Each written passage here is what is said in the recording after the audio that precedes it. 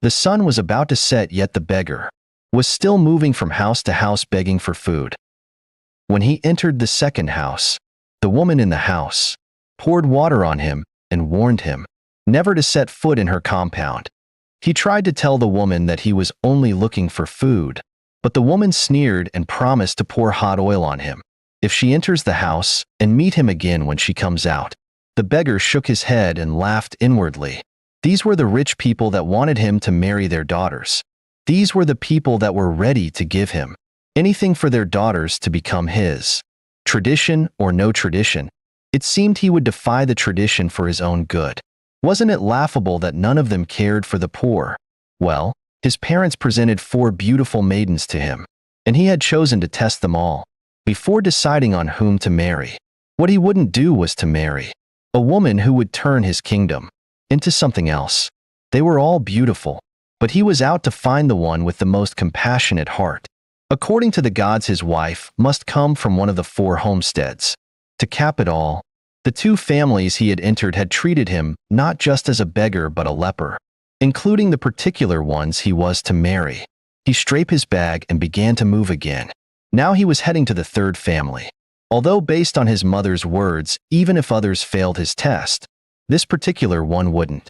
This one was a very big family surrounded by a tall fence. He knocked at the gate, but no one answered.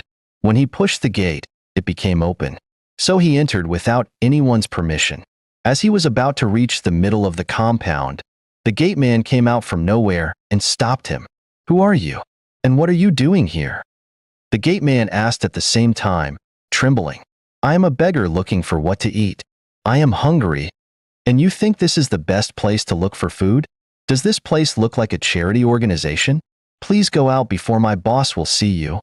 The beggar was about to walk away when a very beautiful girl came out from nowhere and stopped him.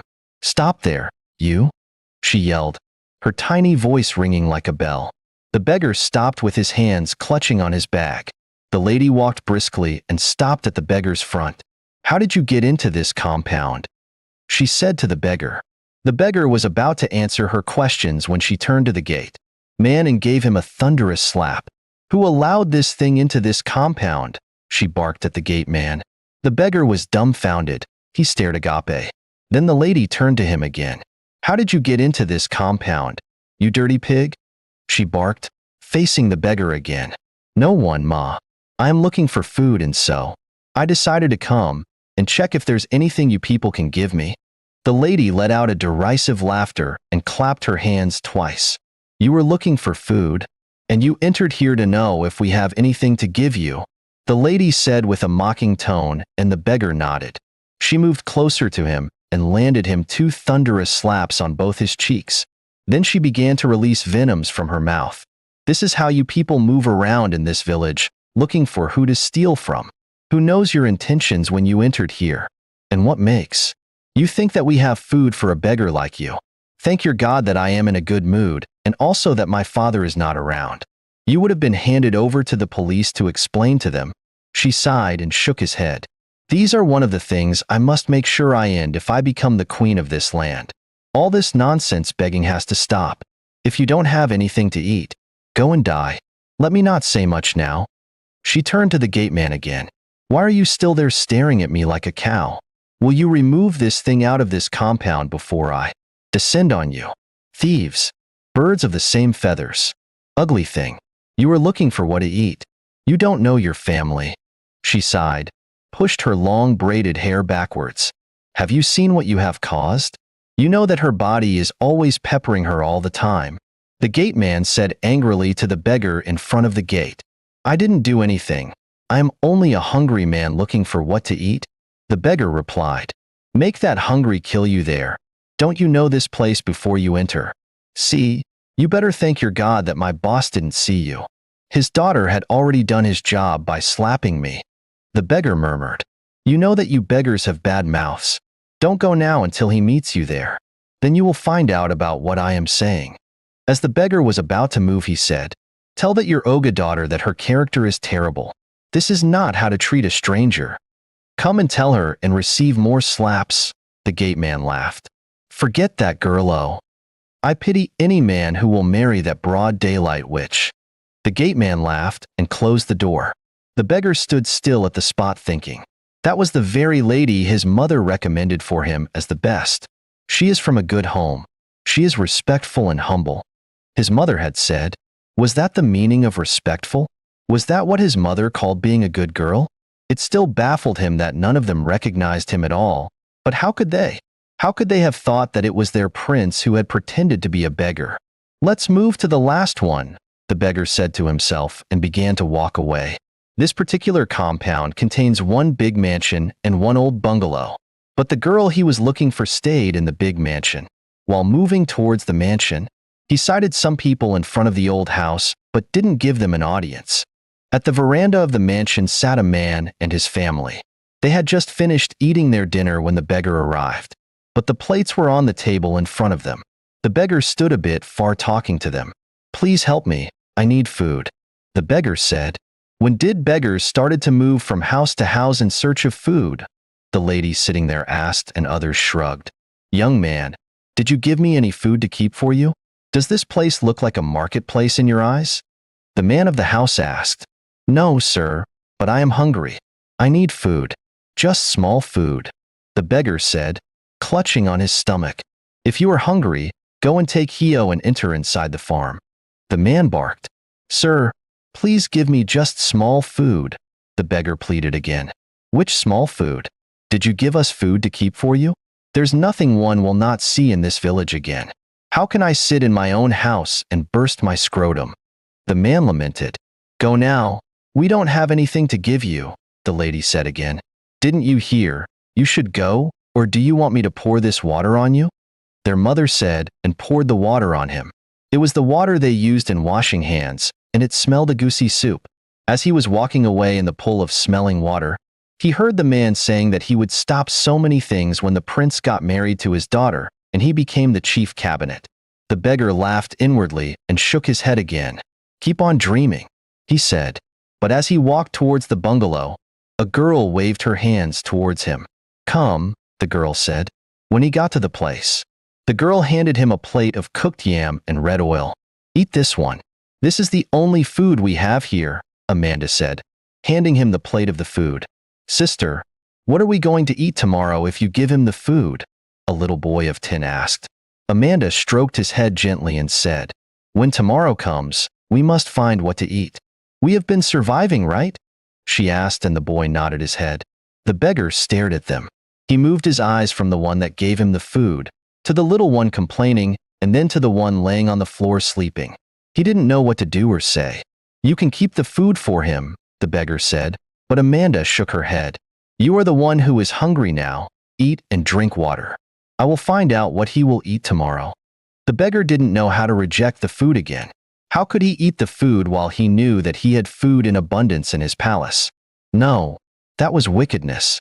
After a lot of spiritual fights within himself, he sat down on the bench and ate the food, not because he was hungry, but to show appreciation. After eating the food, he drank water and thanked Amanda very well. "Good Samaritan. So you now have food to give to strangers, right? Let me see you come to our house to beg for food again. Useless girl. Hunger will deal with your and your siblings." The lady the beggar had met earlier with her parents said to Amanda, "Rose, you are not my God. Our God will provide for us." Amanda said and shook her head. The beggar thanked Amanda again and took his leave. When he left, Amanda placed Ken's head on her lap and touched Miracle on her head. Had she made a mistake? How could she have done that? That was the last food in their house. She wished she had listened to Ken. But it was a sin to keep food in the pot while another one was hungry. A piece of yam and red oil can save a dying soul, her late mother would always say. But now it looked as if Amanda had made a very big mistake. Amanda's mind whirled away as she continued to think about what they would eat the next day. The only thing remaining in their house was that little yam in the pot. She knew that her uncles wouldn't give them anything, not even the scraps on the ground. The hunger and poverty had eaten deep into them. But what gave her a little joy was that she had always found a way to jump over those hurdles. But not now again. Things were becoming more and more harder for her. Miracle and Ken's school would soon request for school fees. She didn't know where the money would come from. She had dropped out of school to help her siblings. But now it felt like she was about to fail them. Eating good food had become a privilege for her and her siblings. And school was about to become a luxury as well. She had done so much work to see if she could pay the school fees before the school authorities start their disturbance. But now it seemed like what happened before would repeat itself again. The school headmaster had told her that he would send 2 of them out of the school if she didn't pay their school fees on time. Mandy knew that the headmaster had been trying for her. At times he used to collect half of the payment from her, all because of their father's benevolence fund towards the school when he was alive. The only work remaining for Mandy to do was to join prostitution, which she promised herself never to do. She vowed never to disgrace her late parents, or to do anything that countered the good training given to her. She still believed that one day that everything would be fine. Mandy and her siblings were born into riches in Lagos. When I say riches, I mean massive wealth. They were born with a golden spoon. Their father was a renowned businessman at the trade fair market in Lagos. He was a very big importer who deals in importation of motor parts. Many people sang his praises both in Lagos and in the village. He was very good at helping people. He was one of those that saw that things of God were moving in order because he would always donate so much money in the church. He helped so many widows and widowers. He also built houses for some of them. In Lagos, he had so many tenant houses. He was one boss that treated all his apprentices and housekeepers like family. But everything changed the day his wife gave birth to Kin. Kin's pregnancy from day 1 was a strenuous one. Although Mandy didn't know much about pregnancy, she had noticed how frequently her mom used to visit the hospital, and again how worried her parents looked after each visit. Many times she had seen her father telling her mother that nothing would happen to her, that she would go and come back. But then she didn't understand what her father meant by, "You will go and come back?" It was after everything had happened that she understood her father's words. On the day her mother delivered Kin, their father was the one that followed her to the hospital, but he later came back alone with the baby. Their mother didn't come back. After weeks, they brought her back in a box. Mandy watched the way her father cried like a baby, the way he was beckoning on their mother to come back, the way he asked her severally who she had left the children for. People tried their best to console their father, but their words meant nothing to him. The love between his parents was something that even the outsiders talked about. Weeks after Kin was born, their mother was brought back in a box. And that was the beginning of their suffering because their father couldn't take the shock. He collapsed on the ground while they were going to lay their mother on the grave. He couldn't believe that he had lost his beloved wife forever. He was rushed to the hospital, but he didn't survive it. Although he didn't die on that day, he was bedridden for 2 years before he finally gave up. In those 2 years, their father's sister was staying with them, taking care of them very well.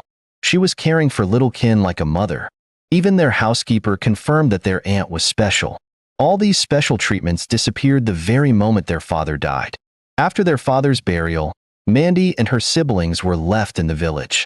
Mandy was the eldest sister. She went over to this particular aunt and asked her when they would be going back to Lagos.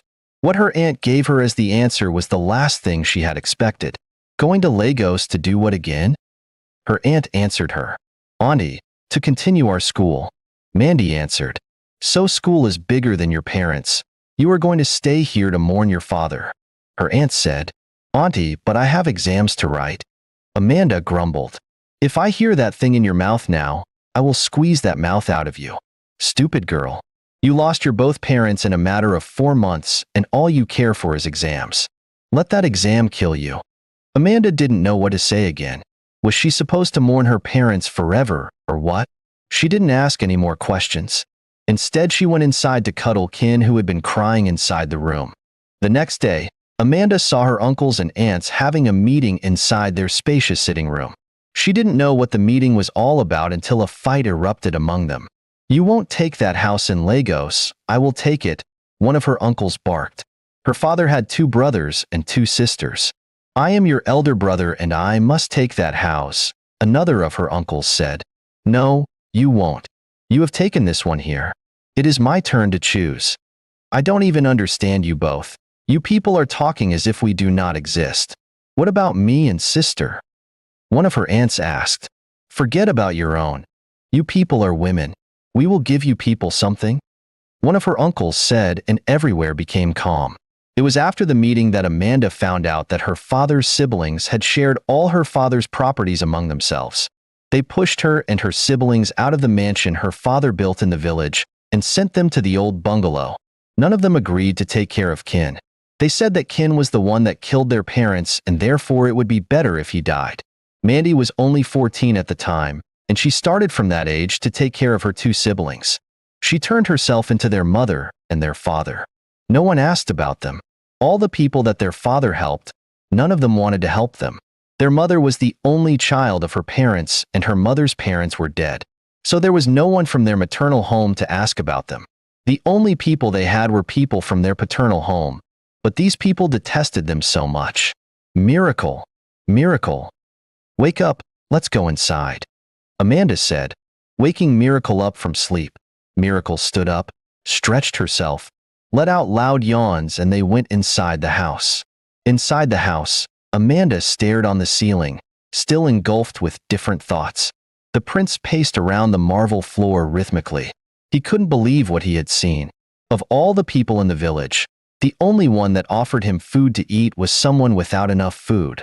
Giving is from the heart, not because one has enough, his mother said, as if she knew what was going through his mind. Mum, you won't understand, the prince said, settling on the couch. Mum, you should have been there to see how these people treated me.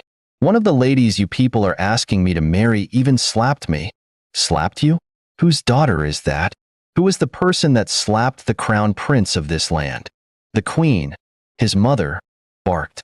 Mum, she didn't slap the crown prince, she slapped a beggar in rag clothes, the prince said and laughed. Whatever, the queen shrugged. Prince, I had been looking for you. Didn't your mother tell you that? The king asked as he stepped inside the sitting room.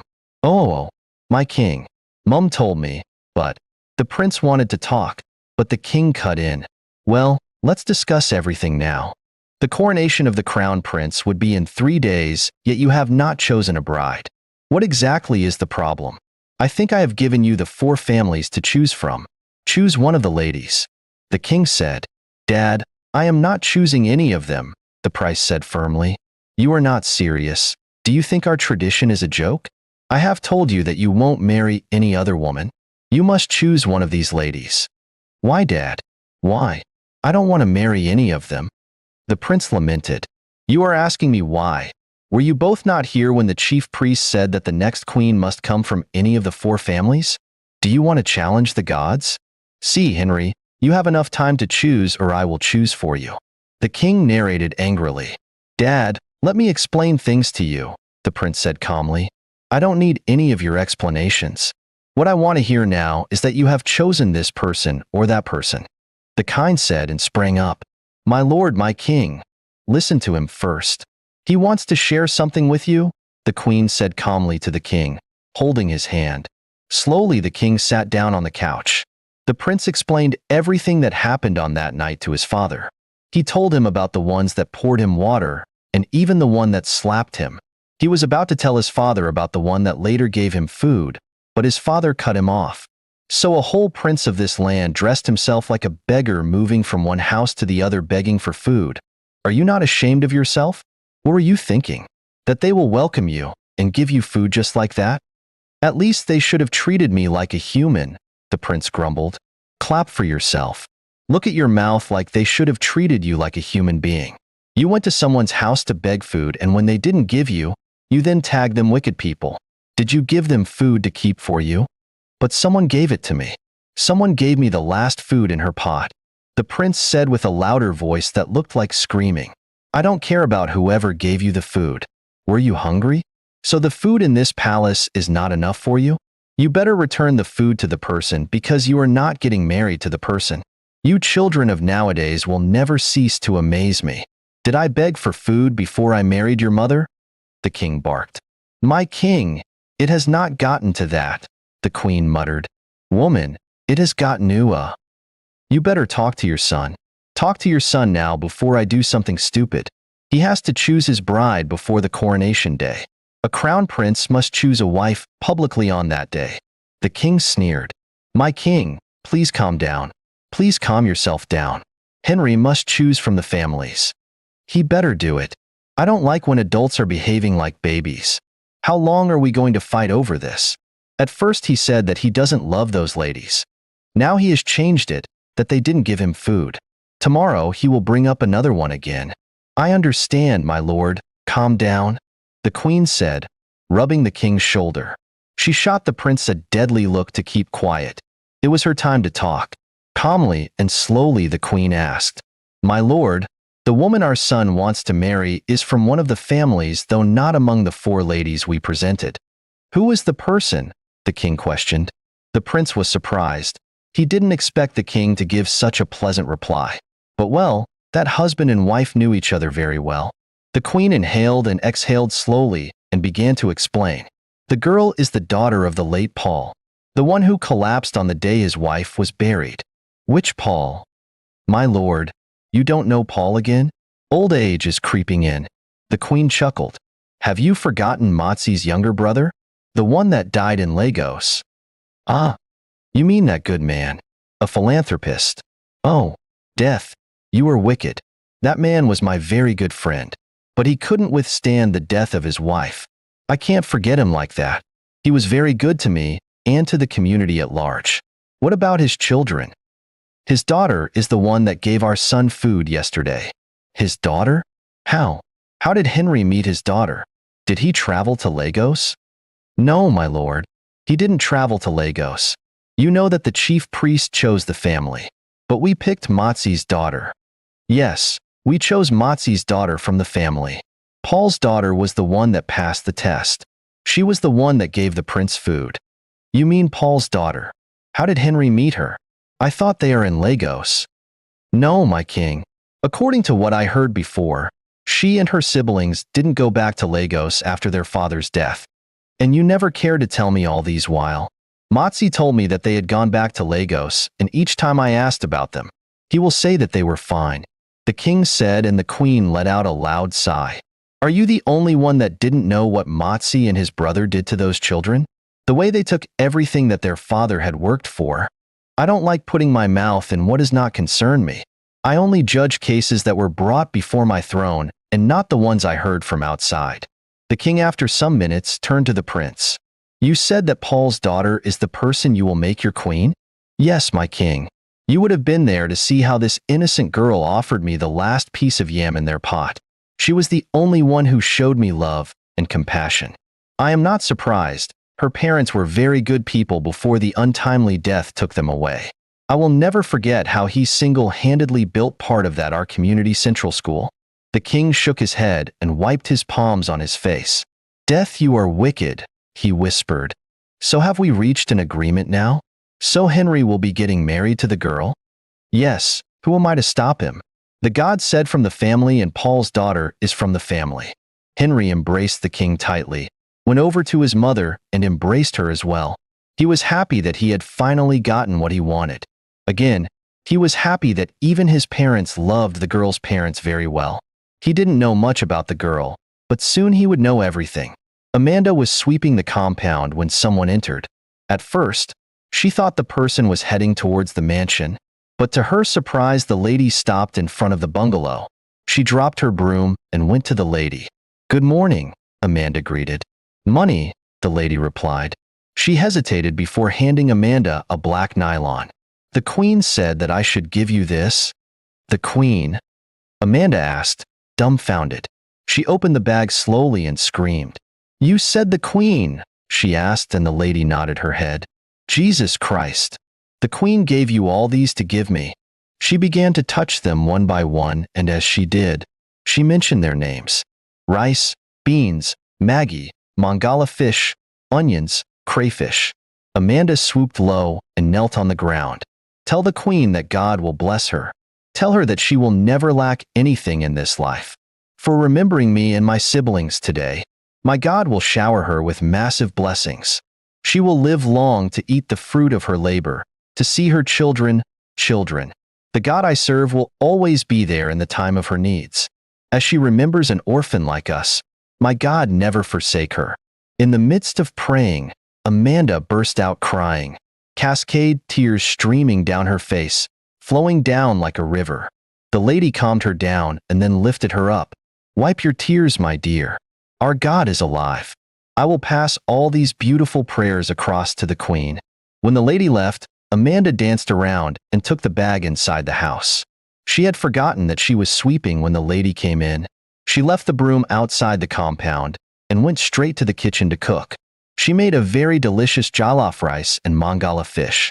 They had never eaten such food since they came back to the village. Ken and Miracle felt like throwing themselves on the ground when they returned from the stream. The joy was massive. It choked them up. They hadn't expected such luxurious food.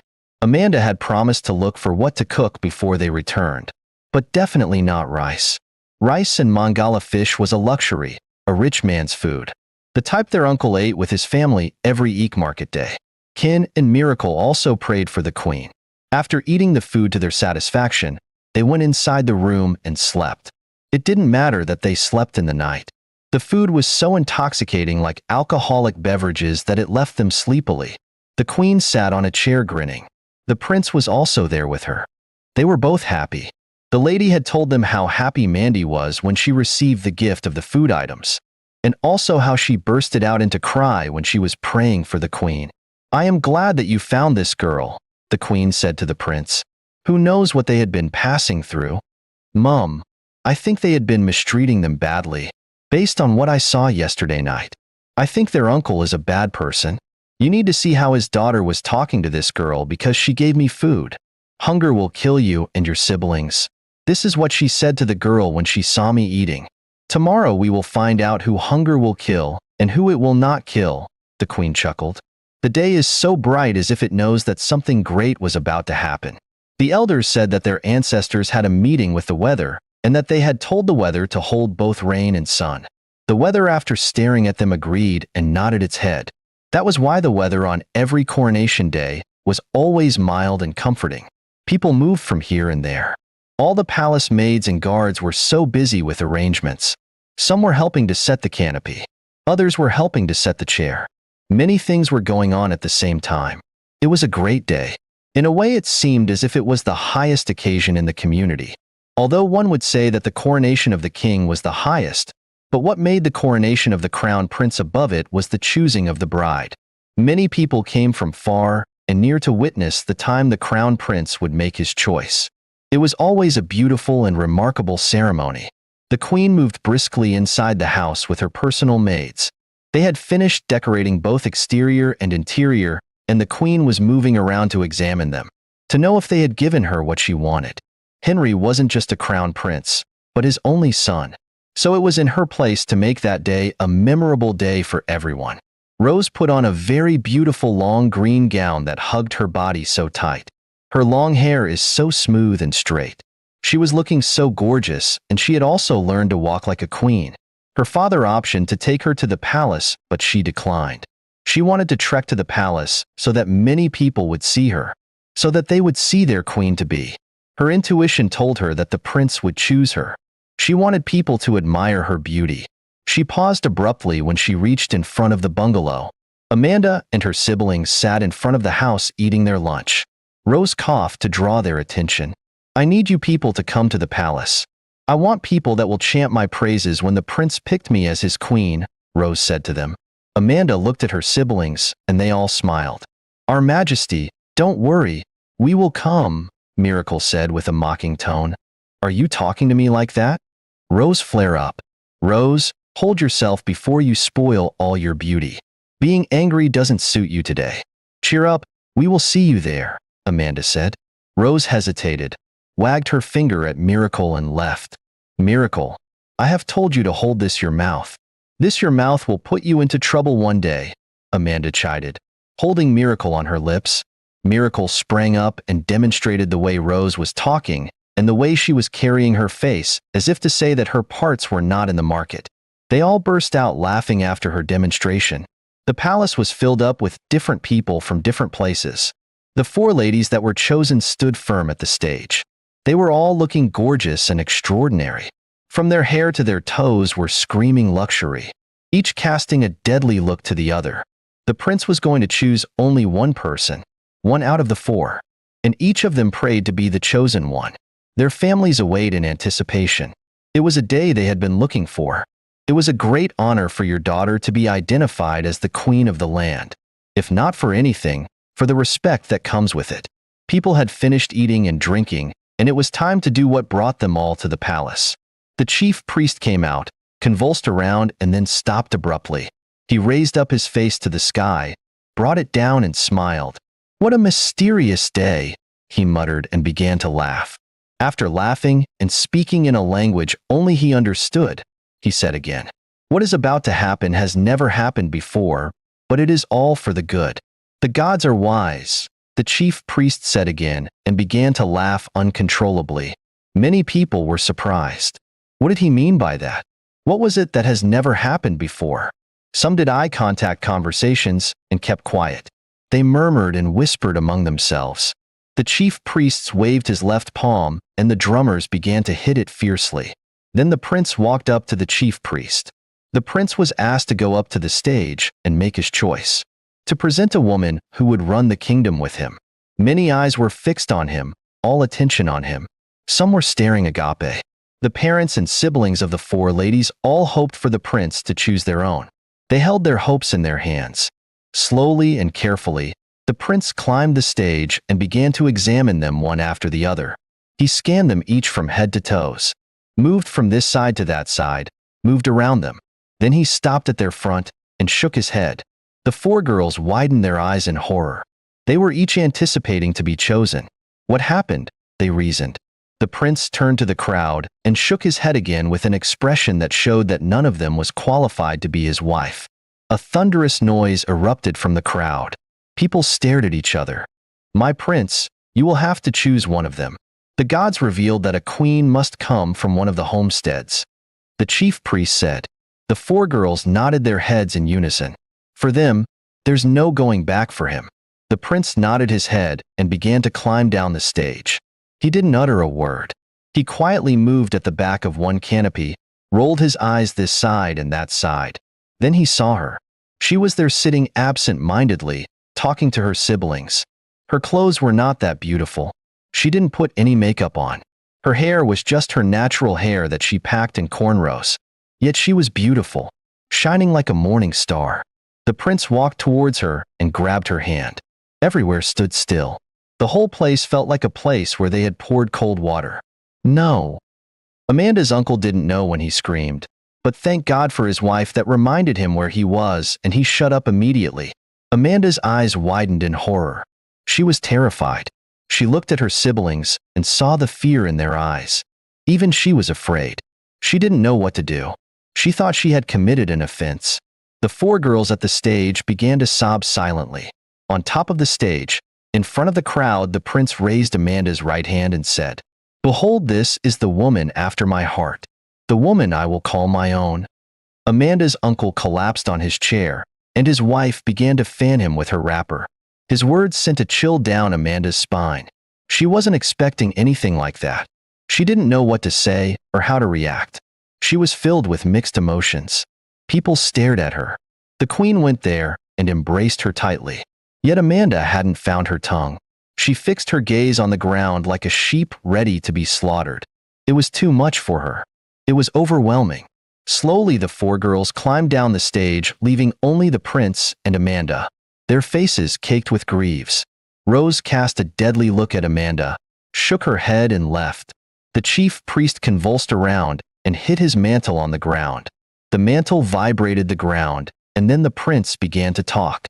"My people, I greet you all," the priest said, pushing the air with his left palm. "We greet you," the crowd roared. "Remember, the gods said that I must pick one maiden among the four homesteads. This girl here is from one of the homestead. I hope everyone knows her."